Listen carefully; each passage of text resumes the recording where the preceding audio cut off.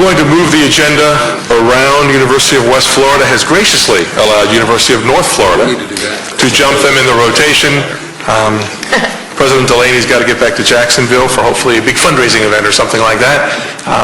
So let me welcome President Delaney, and John, if you'll introduce your cohort. Sure. Who we have with us today is the president of our student body, Mr. C-Tool Bill Kateria, and he'll have a few comments in a few minutes. I know he's called a number of you. First, I want to thank you for allowing the schedule to be juggled, and also our colleagues at West Florida. We had a major donor event tonight, or at 4:30 this afternoon, and we were going to cancel that, but Tim had suggested that you would probably allow this, so we do appreciate that. Further, I really want to thank you for your time. In the nature of devolution, it was to allow the local universities to adapt to the marketplace. And it's very clear from sitting here today that you guys are taking this seriously. And we've even got people that aren't even on the committee that are here to take it. And so it's a pleasure to present in front of you. And however you vote, I do appreciate the seriousness with which you're trying to get this thing right. I thought probably the best way to present ours is to actually give you an overview of what our objective was and where we began, and how this is a part of a pretty intensive strategic planning process. We've done for several years an extensive review of our retention and graduation rates. And I probably should pause there to give you a little snapshot of where we fit into the system. We've done extensive metrics of the 10 other SUS institutions and also 10 peers that we've set up, primarily they're all in the eastern United States, well, with one exception. And we've done a series of measures and metrics to compare ourselves to those institutions. In fact, I forwarded them to Governor Rood at his request. And a couple of things sort of jump out as we measure that. And I'll set aside New College for the moment because the metrics are just different for an institution of that size. But graduation rates are often tied to the percentage of students that attend full-time. And of course, in Florida, those that attend full-time at the highest rate are at Florida and Florida State, about 90%, give or take a couple of points. UCF and UNF are next up. I think UCF is a couple points now ahead of UNF in terms of the percentage of our students full-time. That's about 70%. Everybody else is pretty much between 50 and 70%. Similarly, the SAT scores and the high school GPA, those with the higher grades and to some extent the higher SATs also tend to graduate at a higher rate. And of course, Florida and Florida State are 1 and 2. I think Florida's about 60 points or so ahead of Florida State. Third and fourth are UCF and UNF. I keep thinking that within a certain time frame that we'll jump ahead of UCF just due to the size of their freshman class, but President Hitt has done a wonderful job recruiting very, very high-profile freshmen. So that's sort of a marker, really, almost a stock market indicator of what the marketplace thinks is the value of your institution. And so, again, the SAT scores, I think, are higher than many expect due to our size because we're about, I think it's 5th or 6th in terms of enrollment. We actually rolled our enrollment back 2 years ago during the budget cuts because we didn't want it to impact the quality of the education for our students, and we didn't want to negatively impact the class size, etc. And we also were able to weather that recession without doing any layoffs of faculty. So in short, we're happy with the academic presentation that we provide, and we're not pursuing the idea of shifting to a research-intensive university. We're focused on the classroom. One example of something that we looked at was those students, those freshmen that live in the dorms on campus their first year as opposed to live in an apartment or stay at home. And what we found was two interesting things. One, those that live in the dorms have a slightly lower grade point average than those that don't live on campus their first year. It's like 1/10 of a point. But the graduation rate of those that live on campus is enormously higher than those that don't. And what we found there is that it is a bonding of the student to the institution. In short, the student life and student activities, that we don't have the advantages of size of our sister institutions that then have the resources for the facilities that Gulf Coast just talked about that they needed, with the football programs, etc. Again, our niche is to focus in a slightly different area. And what we have found is that a number of our students that do come and stay with us are really after transferring to Florida or Florida State, their junior and senior year, again, largely because of the student life, which is to a certain extent a product of size, but also of resources. So the lesson here is programming. If we can get a student to bond to a university, we have a far higher likelihood of getting them to graduate. If we can get them linked to a club, to student government, to become a Greek, intramurals, religious organizations, etc., the wide array of programming that offices of student affairs offer.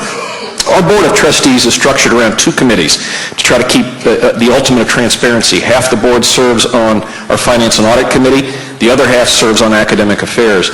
But this issue has become so paramount to our board that we've created a third committee that's a committee of the whole to deal with student life and to deal with facilities. And has made these measures very much an element of our strategic plan. One element that is part of our academic programming is what we call a TLO, a Transformational Learning Opportunity. Our ultimate plan is to require the student to select a TLO from a menu of offerings. And what I've long said is about half what a kid gets out of a college experience is in the classroom. The other half is the bull sessions late at night with another student. It may be hearing a lecture, observing a play, or some function that comes to campus. And so what we wanted to do is to try to create learning opportunities that could mimic that. And that menu has about 5 things on it. One may be an artistic performance. Secondly may be engaging in undergraduate research with a faculty member. A third may be having your artwork displayed in the gallery. A fourth could be service learning, and this has become a very, very important component and is actually a part of our reaccreditation that we have a major commitment to this, which is to engage the students in their degree fields into the community, into the professions in our region and in our area. And it's what we found is that these students do very, very well in the workforce because they've had that kind of a hands-on experience. And the faculty have been very, very creative in assembling different types of these experiences. And the fifth is engagement in study abroad. About 5% of our students have done some degree of study abroad. It may be a week, it may be a month, it may be a semester. All students are availed the opportunity. Those that don't have financial resources, we make up for those. Those that have more financial resources, the stipend moves down to where perhaps they have to engage in it themselves. So a small portion of our TLO is related to that, and a small portion of our overall proposal is related to the transformational learning opportunities. I pulled up my cell phone because I've got some statistics I'd like to kick off. We began surveying 3.5 years ago those students that were engaged in one of these activities that I just outlined, one of these 5 or 6 from this menu. The TLO was one of the most, we had about 1,200 students that responded, 45% that we solicited that have gone through these programming, and about 45% responded, which is just an unbelievably high percentage. If you can get 10% in a response, we're really delighted. The TLO is one of the most valuable learning experiences of my graduate career. 93% agreed. The TLO has positively transformed the way I view my major area of study. 85% agreed. The TLO represented a life-changing experience. 84% agreed. The TLO allowed me to apply my academic knowledge to a real-life setting. 91% agreed. I learned more as a result of this TLO than I have in other traditional classroom settings. 90%. Because of that set of experiences that we've sketched out. And I would recommend that all students participate in a TLO project. Again, that menu of things, and they're all a little bit different. 95% concurred with that. I mean, it's kind of an incredible array of statistics. And the shorthand lesson we had was we've got to invest in student life. We've got to invest in student activities. And just because of the structuring, we've kind of maxed that out. So in conjunction with our student government, and particularly student government president, said, how would you design a perfect or utopic student experience in regards to student life? If we had extra resources, where would we implant those? So they engaged in surveys, focus groups, conversations, retreats to design a program. So this particular vehicle that we're laying out before you was really 100% student designed, again in consultation with our Vice President for Student Affairs. And I'll close in just one moment, but with that I'll turn it over to Situ if you'd like to make a few comments. Thank you, President Delene. And it's important to say that the student actually designed this fee. It's one thing to be in support, and it's another thing to actually want the fee and to make it happen. We had focus groups since November along with student affairs. We designed this fee. We told the administration this is what we need, this is what we want. And then when they designed the fee, I can tell you the amount of time we had to tell them this is not what we told you we wanted. And we had to go back and forth between the student affairs and myself and my staff and review the fee every single time. And then eventually we come up with this fee, which is the TLOs and the student life, because at the end of the day it's important to study and be in the library. We all know that. But as a student, sometimes we need to step away from the library. We need to have that to be seen. And the students understand that. They actually say they wanted it. And those are students that are part of Greek life. Those are students that are part of honor society. And they said we need student life to be on campus. We need student life to have a better retention rate. Because we have a better retention rate, we have a better graduation rate. We have a better graduation rate, then more people invest in the university. And then our education eventually becomes cheaper. So the students actually want this fee. They don't support it. They actually want it. They design the fee. Okay, thank you, C2. And I'll close that with this. With this type of an approach, and this is where we began from the planning standpoint, our measures are pretty easy. Retention rate, graduation rate, transfer rate. And if we don't move those needles, then we would drop the fee. Again, what we're trying to focus on, UNF, like many of the regional comprehensive universities, began as a commuter school. We've evolved away from that. And to have the quality of the incoming freshmen that we have, to be delighted to be able to retain all of our faculty through the budget crisis without having to engage in layoffs, we like that experience. But I think to go to the next level for us, the student activities and life fee is a way to help facilitate that. And with that, I'll respond to any questions. Thank you, President Delaney and President Bill Sadaria. Questions from the panel. This is a 5% basically increase. Governor Colson, did you have a question about that? It did have need-based data in there, by the way, Mr. Colson. Yes, I know that. And I did notice the need-based component in your fee. I did want to ask the student government leader about, when you had this discussion about this fee, did you also consider the tuition increases that your university is likely to propose over the next 2 to 3 years, and how those increases, along with the new fees, will impact the students on campus? We did, and one thing students actually mention is most of the time when we have those increasing fees, we don't see the result on campus. At least that's how the students feel. And the feel with this fee, they're actually going to see what they wanted, because we told them we will implement exactly what you tell us that you want. So the difference between this fee and the tuition increase is that they will see the result right away, and that's what they wanted for. They asked for. Governor Parker. You may have said this before, and maybe I missed it, but how much student involvement did you have with the sessions or the voting or the surveys based upon, the size of your campus? What percentage of the students actually participate in the activity? I unfortunately don't have numbers, but I can tell you we met with housing students. We met with Greek Life. We met with Club Alliance. Club Alliance is an organization in student government that house 200 clubs, and we met with most of the president of the clubs. We brought that back to the members. We then sent a full email asking each student, what would you like? And then those presidents brought us back the proposals. So we had a huge amount of student involvement. It was pretty widely understood that this was being discussed and proposed on campus. It's not, I think it's fair to say that this isn't going to sneak up on anybody. Governor Root? I noted that and I know these are separate issues, but your anticipated differential increases were nominal, and so it seems to me that you're looking at this. In fact, I think you're the only university in 2 years that didn't max out on the projections, and one of the few that didn't for 3 years. Yeah, So they've amended that to 15%, Governor. Yeah, we made an assumption after consultation with the BOG staff that was wrong, that dealt with the compounding of differential. So we felt that we were planning on for the next 2 years, in all likelihood, it kind of depends on how the state budget goes and how the students respond, that it would be 15 for the Well, let me tell you where I'm going on this. Is my only concern on this, and I said this earlier, that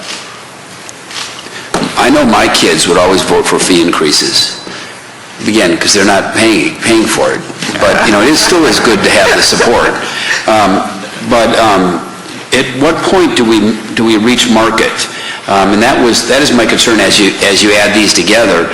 And then, if there is a finite number, is this the most important thing that we spend our money on, or is it just because it fits nicely in a box of what's allowable? Number one, I think the market determination probably should be at the university level. You know, we have had increasing numbers of applicants despite the increases in the tuition. But of course, you guys have the ultimate approval. You guys will determine whether or not we've been responsive enough to the market. But the bottom line is we still have very low tuition. So what I've often said is don't focus on the percentage, focus on the dollar amount. And what should tuition be? And I think the legislature has said, we think it should be the national average. Now, we don't want to do it all in one bite. We'll do it in a phased fashion. Plus, we'll authorize the local universities with BOG approval to supplement their budget with a particularly designed fee. And I do agree with your assessment that we shouldn't be coming forward to you with a fee just because it'd be nice to have that revenue, you know. What I tried to explain here was that we went through a strategic process to say, to focus on graduation rates, we've got to focus on student life. That's simply where we're lagging. Where we have students that live on campus, they graduate at like a 1/3 higher rate than those that don't. If we can get students to bond to one of these organizations and clubs, their graduation rates are tremendously different than those that just pass through. So again, we're not having kids drop out over that tuition. The question again is, what's a fair amount? How much skin should a student have in the game toward their college education? Is about half the cost right? 60%? Or worded another way, how much of a subsidy should the state provide to a kid going to college? 40%, 50%? It was 70, 80%. And then when you throw in Pell and Bright Futures and some of the other scholarships, a lot of that stuff's getting covered.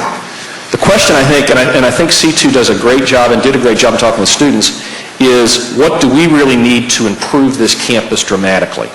And it's the programming that we feel we need to do because we don't have the advantage of scale on this campus. Okay, thank you. Other questions? President Delaney, I have a couple. Last year when we thought we were contemplating fees, you all had sent in a request for an academic enhancement fee, and it kind of looked a lot like this, which looked a lot like differential tuition, your request for differential tuition. How would you, on our behalf, at least, I hate to say differentiate, but differentiate this fee and where it goes and what it does from the differential tuition that we're getting on top? Critics could say this is really just a 20% tuition increase if you tack it on top of differential tuition because that's where a lot of that money is going. And the second question, and then I'll just sit back. A portion of these fees, earlier this morning we dealt with a global initiatives piece which we rejected. A portion of this fee goes to, it seems, some kind of global initiative, international travel for the select few. How much of this fee goes there, and is that portion, if requested, severable from the package? Yeah. What I'd like to say is ours is, not to throw Ralph under the bus, different than the one Ralph proposed. Of course, if you'd supported it, I'd say it's very similar to the one Ralph proposed. I was doing the calculations after you and I spoke this morning, and it would be about 0.25%. So if it was 4.75, everything else could get done and not deal with that. What I do think is a little different is that we have an ongoing commitment to offering all students the ability to study abroad. And what we'd love is to be able to provide more financial support, but basically an indigent student that is otherwise, fully scholarshiped up has the ability to do that as one of the transformational learning opportunity menu items.